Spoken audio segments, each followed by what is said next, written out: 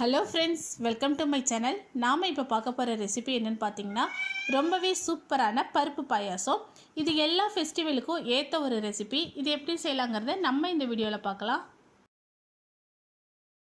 அடுப்பில் வச்சுருக்கோம். இதில் 100 கிராம் அளவு பாசிப்பருப்பு சேர்த்துக்கிறோம். இதோட கலர் மாறாமல் ஒரு 2 நிமிஷம் வறுத்தெடுத்துக்குங்க. பாருங்கள், நம்ம பாசிப்பருப்பு வறுத்தெடுத்தாச்சு. இப்போ நம்ம ஸ்டவ்வை ஆஃப் பண்ணிட்டோம். வறுத்த பாசிப்பருப்பை ஒரு குக்கரில் சேர்த்துக்கிறோம். இதை ஒரு முறை கழுகி எடுத்துக்கலாம். நம்ம ஒரு முறை கழுகி எடுத்தாச்சு. இதில் இது மூழ்கிற அளவு தண்ணி சேர்த்துக்கலாம். நிறையாலாம் சேர்க்க வேணாம், கொஞ்சமாக சேர்த்தா போதுமானது. இந்த பருப்பு மூழ்கி கொஞ்சம் மேலே வர அளவுக்கு இருந்தால் போதும். இப்போ ஸ்டவ் ஆன் பண்ணிக்கலாம். இதை ஒரு 3லேருந்து 4 விசில் வரைக்கும் விட்டு எடுத்துக்கலாம். இப்போ நமக்கு ப்ரெஷர் இறங்கிடுச்சு. இப்போ நம்ம ஓப்பன் பண்ணலாம். இந்த பருப்பை நல்லா நச்சு விட்டுக்கலாம். மத்து வச்சு கூட நம்ம கடைஞ்சிக்கலாம். நல்லா மசிச்சாச்சு. ஒரு பாத்திரம் அடுப்பில் வச்சு அதில் கொஞ்சமாக தண்ணி சேர்க்குறோம். இதில் 150 கிராம் வெல்லம் சேர்க்குறோம். நல்லா கரையட்டும். நமக்கு பாருங்கள், நமக்கு நல்லா கரைஞ்சிருச்சு. இப்போ நம்ம ஸ்டவ் ஆஃப் பண்ணியாச்சு. இந்த பருப்பை நம்ம வேற ஒரு பாத்திரத்துக்கு மாற்றிக்கலாம். இதுலேயே நம்ம இந்த வெள்ளை தண்ணியும் ஊற்றிக்கலாம்.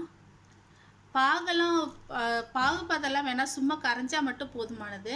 பார்த்திங்களா எவ்வளோ குப்பை இருக்குன்னு, அதனால தான் வடிகட்டுறோம். நம்ம அடுப்பத்தை வச்சுக்கலாம். நல்லா கரைஞ்சி சூப்பராக ரெடி ஆயிடுச்சு. இப்போ நம்ம என்ன பண்ணுறோன்னா, இதில் கொஞ்சமாக ஏலக்காய் தூள் சேர்த்துக்கிறோம். ஏலக்காவை நுணுக்கி சேர்த்துக்கிறோம். இதை நல்லா மிக்ஸ் பண்ணிக்கலாம். இதில் ஒரு பிஞ்ச் அளவு உப்பு சேர்க்குறோம். இனிப்பு சுவை தூக்கலாக இருக்கணுங்கிறதுக்காக. நல்லா கொதிக்கட்டும். இது நல்லா கொதிக்க ஆரம்பிச்சிருச்சு. நீ இப்படியே சாப்பிட்டாலும் சாப்பிட்லாம். ஆனால் இதில் கொஞ்சமாக நான் காய்ச்சின பால் சேர்க்குறேன். சேர்த்திங்கன்னா கூடுதல் டேஸ்ட்டாக இருக்கும். இது ஆறி வரும்போது ரொம்ப கெட்டியாகிடும். கொதிக்கட்டும். நமக்கு பால் சேர்க்க வேணான்னா அப்படியே விட்டுறலாம். பால் சேர்த்து செஞ்சு பாருங்கள், ரொம்பவே சூப்பராக இருக்கும். அதுக்காக தான் நான் பால் சேர்த்தேன். இதில் ஒரு ஸ்பூன் நெய் சேர்த்துக்கிறோம். இதில் சின்ன சின்னதாக துருவி வச்ச தேங்காய் சேர்த்துக்கிறோம்.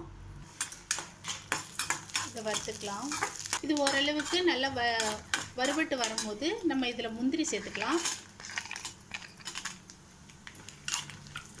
இது ரெண்டுத்தையும் சேர்த்து வறுத்துக்கலாம்.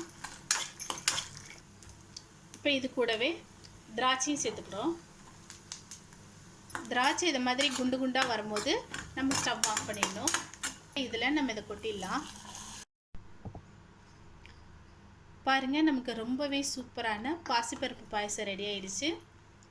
கடைசியாக இதில் துருவின தேங்காயும் சேர்த்துக்கிறோம். ஏன்னா இந்த துருவின தேங்காய் சேர்க்கும் போது இன்னுமே டேஸ்ட்டு கொடுக்கும். இது ஆப்ஷனல் தான், ஆனால் ரொம்ப டேஸ்டியாக இருக்கும். அதுக்காக நான் சேர்த்துருக்கேன். பாருங்கள், ரொம்பவே சூப்பரான சுவையான பருப்பு பாயாசம் ரெடி ஆயிடுச்சு. இது ரொம்பவே சூப்பராக இருக்கும். இதை நீங்களும் ட்ரை பண்ணுங்கள். ட்ரை பண்ணி பார்த்துட்டு ஃபீட்பேக் சொல்லுங்கள். இதை மாதிரி மேலும் நல்ல நல்ல ரெசிபிக்கு மறக்காமல் கீழே உள்ள சப்ஸ்கிரைப் பட்டனையும் பெல் சிம்பிளையும் அழுத்துங்க. தேங்க்யூ.